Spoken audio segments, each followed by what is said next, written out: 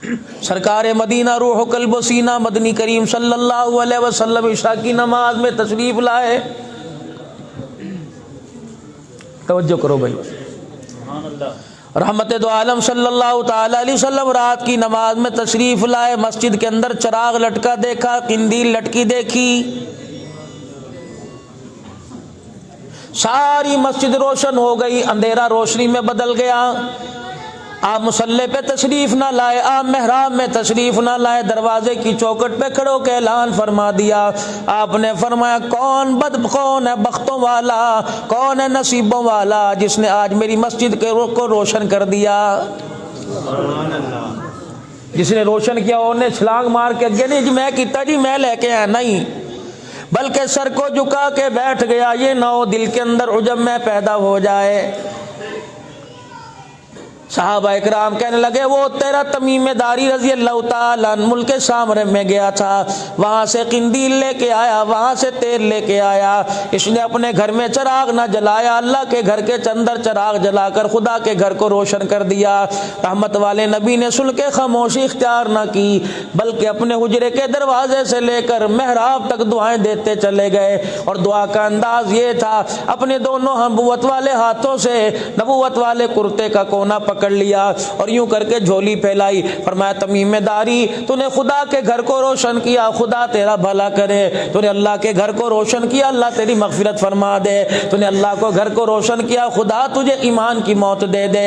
رب کعبہ کی قسم ہے یوں دعا دیتے دیتے آ گئے. آخری دعا مدنی کریم صلی اللہ تعالی علیہ وسلم نے ارشاد فرمائی. فرمایا تمیم داری میں تیرے مسجد میں چراغ جلانے سے اتنا راضی ہوا، کاش میری کوئی بیٹی کواری ہوتی میں اس کا تیرے ساتھ نکاح کر دیتا. مسجد کے اندر چراغ جلانے پہ کملی بیٹی دینے کو تیار ہو جائے کملی والا، جو نمازوں کے سجدے سے آباد کرے گا جنت کیوں نہیں ملے گی. فرمایا علماء اکرام نے کہ تم کسی بستی میں داخل ہو گئے، تم کوہلا بستی میں داخل ہو گئے، یہاں کے لوگوں کے بارے میں تم نے جاننا ہو تو لوگوں سے نہ پوچھو. یہاں کے بارے میں خوشحالی دیکھنی ہو، یہاں کے بارے میں لوگوں کا لین دین دیکھنا ہو، یہاں کے بارے میں لوگوں کا سکھ چین دیکھنا ہو. فرمایا اس علاقے کی مسجد کو دیکھنا ہو. فرمایا او لوگوں محلے والے مسجد کے اندر آ جاؤ اور آ کے نماز کے وقت مسجد میں دیکھو. اگر مسجد نمازیوں سے بھری پڑی ہے تو سمجھ لو ساری بستی والوں پہ خدا کی رحمت برس رہی ہے. اگر اذان کے بعد مسجد میں آتا کوئی نہیں، سمجھ لو لوگوں کے دل میں اجاڑ پیدا ہو گیا. پھر ارشاد فرمایا مدنی کریم صلی اللہ تعالی علیہ وسلم نے فرمایا او لوگو جسے 5 وقت روزانہ خدا کے گھر میں مسجد میں آتا دیکھو، آنکھیں بند کر کے اس کی شرافت اور ایمان کی گواہی دے دو. سبحان اللہ. ہائے میری بدنصیبی، میں ڈیروں پر تو جاتا ہوں، میں یاروں کی بیٹھک میں تو جاتا ہوں، او لوگوں میں اپنے فصل پہ تو جاتا ہوں، میں اپنی بھینی پہ تو جاتا ہوں، لیکن مجھے خدا کے گھر میں آنے کا موقع ہی نہیں ملتا.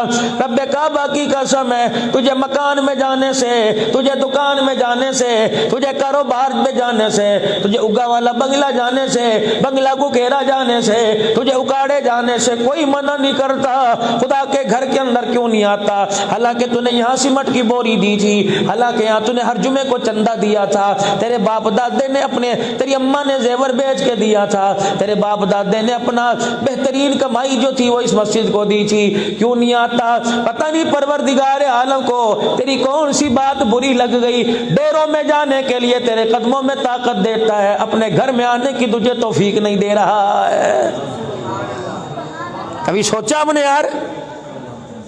صبح صبح اٹھ کے ناشتہ کریں گے، صبح صبح اٹھ کے منہ دھوئیں گے، صبح صبح اٹھ کے نائی کی دکان پہ جائیں گے، صبح صبح اٹھ کے باڑے میں جا کے جانوروں کا دودھ نکال لیں گے. فرمایا بندے تجھے پینے کے لیے دودھ بھی دوں گا، تجھے پینے کی لسی بھی دوں گا، کھانے کے لیے مکھن پروٹھے بھی دوں گا، لیکن تو نے ایسی بات کر دی میری شان کے خلاف، میرے مزاج کے خلاف، تو نے ایسا کڑوا تو بول دیا، میری توحید کے اندر تو نے دراڑیں ڈال دی. میرے بندے تجھے لباس بھی دوں گا، کھانا بھی دوں گا، لیکن تجھے اپنے دروازے پہ پھٹکنے نہیں دوں گا.